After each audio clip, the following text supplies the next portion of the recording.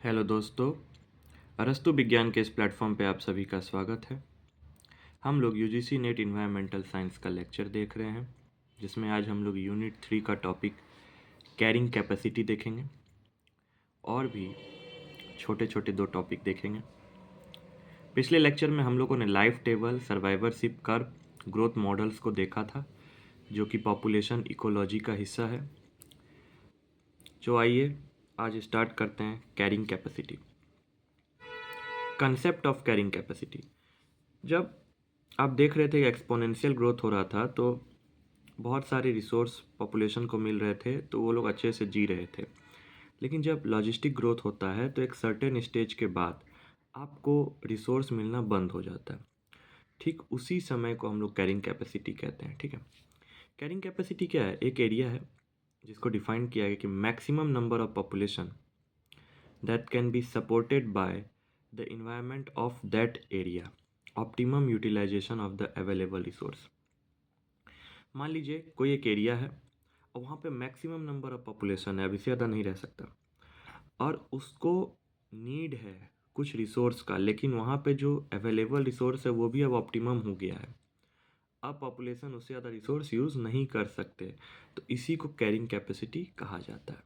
अब इससे ज़्यादा उसके पास कैरिंग कैपेसिटी नहीं है। Carrying capacity is presented as the constant K in the logistic population growth equation। ये किस इक्वेशन में दिखता है? लॉजिस्टिक पॉपुलेशन ग्रोथ में।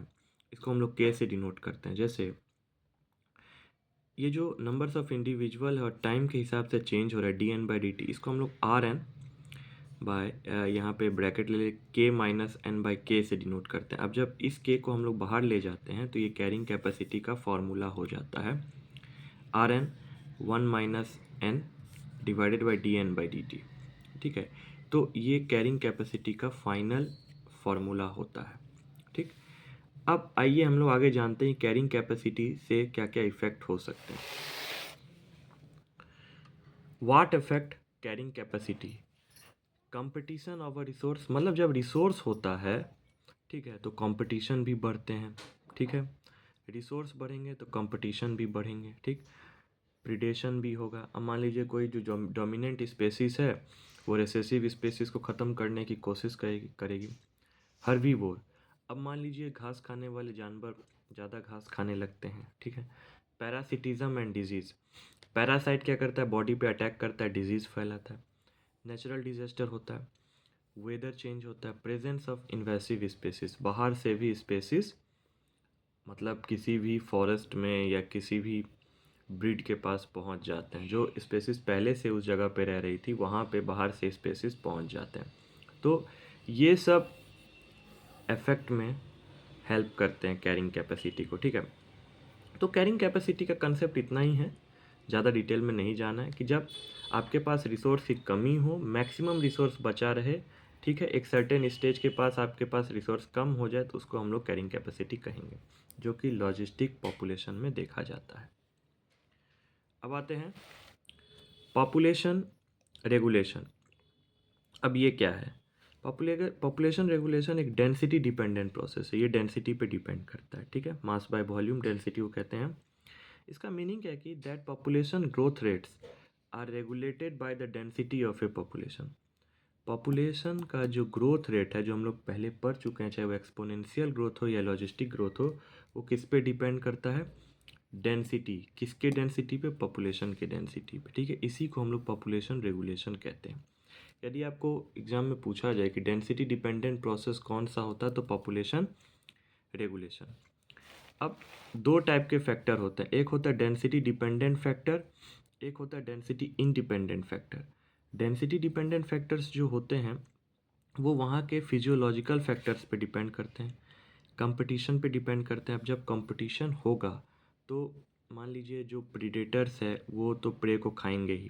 ठीक, टेरिटेरियलिटी पे डिपेंड करते हैं कि कितना एरिया है, कहाँ तक जानवर जा सकता है, कहाँ तक उसका होम हो सकता है, नीश हो सकता है। अनफेवरेबल इन्वायरमेंट, डिजीज़ और प्रिडेशन, इन चीज़ों पे पॉपुलेशन रेगुलेशन जो होता है वो डेंसिटी डिपेंडेंट होता है। अब मान लीजिए डिजीज़ यदि होगा तो बीमारी फैलेगा ही। तो उसके आधार पे ही उसका डेंसिटी चेंज होता है, तभी ना डेंसिटी डिपेंडेंट कहते हैं। लेकिन डेंसिटी इंडिपेंडेंट फैक्टर्स क्या होते हैं? अब मान लीजिए कहीं आग लग गया, तो पहले से तो पता नहीं था।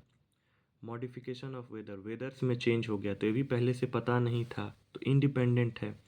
सीवियर स्टॉर्म, यदि कोई बड़ा तूफान आ गया, स्टॉर्म आ गया।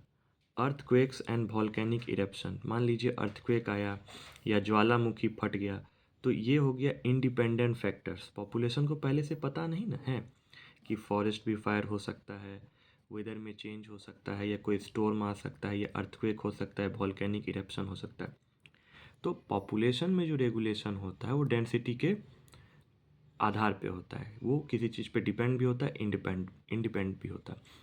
तो डिपेंड किस चीज़ पे होता है ये भी आप लोग देख लिए, इंडिपेंडेंट किस चीज़ पे होता है ये भी आप लोग देख लिए। ठीक, तो हम लोगों ने एक कैरिंग कैपेसिटी को देखा और एक पॉपुलेशन रेगुलेशन को देखा। अब आज एक देखते हैं पॉपुलेशन फ्लक्चुएशन।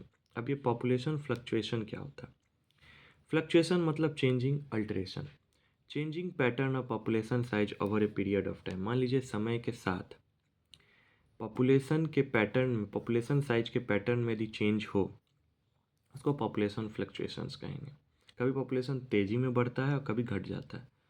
तो तीन टाइप्स के फ्लक्चुएशन आता है। एक होता है नॉन फ्लक्चुएटिंग, कभी कभी पॉपुलेशन रिमेन स्टैटिक रहता है, बराबर होता है, उसमें कोई भी चेंजिंग नहीं होता, population remain static over years. ठीक, एक होता है साइक्लिक फ्लक्चुएशन।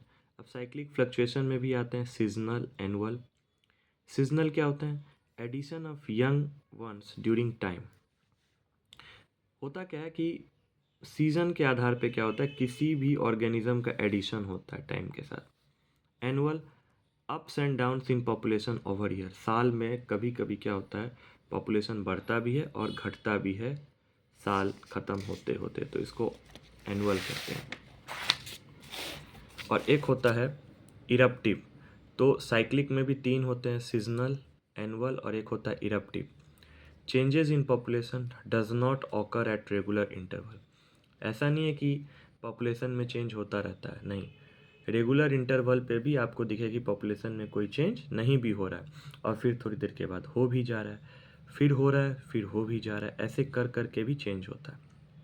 ठीक, अब इसमें आता है कि सडन एक्सपोनेंशियल इंक्रीज, कभी कभी होता है एक्सपोनेंशियल इंक्रीज हो जाता है, followed by equal quick drop in population density due to death, finally return to normal levels. मान लीजिए कभी कभी पॉपुलेशन ज़्यादा बढ़ गया था, ठीक, लेकिन किसी अनावश अर्थक्वेक या वॉल्केनिक इरप्शन के कारण या कोई आपदा आने के कारण डेथ हो जाता है, तो नॉर्मल लेवल पे पॉपुलेशन पहुंच जाते हैं। ठीक, तो ये होते हैं पॉपुलेशन फ्लक्चुएशन के कारण। ठीक, तो आज के लेक्चर में हम लोगों ने कैरिंग कैपेसिटी को जानने की कोशिश की, और ये कैरिंग कैपेसिटी का फॉर्मूला है, ये आप अच्छे से स्क्रीनशॉट ले लेना और इसका नोट्स बना लेना। और कौन कौन से कारण हो सकते हैं जो कैरिंग कैपेसिटी को प्रभाव पहुंचाते हैं, साथ ही पॉपुलेशन रेगुलेशन जो कि एक डेंसिटी डिपेंडेंट प्रोसेस होता है। ठीक, डिपेंड किस किस पे करता है ये भी यहाँ पे लिख रखा है मैंने, और इंडिपेंडेंट किस किस पे करता है, और लास्ट है पॉपुलेशन फ्लक्चुएशन। ठीक, इस तरीके से हम लोग पॉपुलेशन इकोलॉजी को धीरे धीरे आगे देखते जा रहे हैं। ठीक, आज हम लोग इतना ही देखेंगे। नेक्स्ट लेक्चर में हम लोग मेटा पॉपुलेशन को डिटेल में समझेंगे और आर एंड के स्पेसिस को डिटेल में जानेंगे। कोशिश करेंगे नेक्स्ट लेक्चर में पॉपुलेशन इकोलॉजी कंप्लीट हो जाए, फिर हम लोग कम्युनिटी इकोलॉजी पे जाएंगे। ठीक,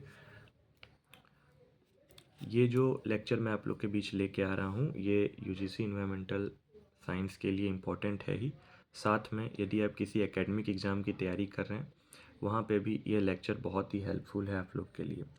ठीक, और कोई भी यदि आप सेट का एग्ज़ाम का तैयारी कर रहे हैं वहाँ पे भी ये बहुत ही हेल्पफुल है। तो ये लेक्चर आप अपने दोस्तों को शेयर करें और लाइक भी करें, और मुझे कमेंट में बताएं आपको ये लेक्चर कैसा लगा। तो मिलते हैं नेक्स्ट लेक्चर में। Thank you.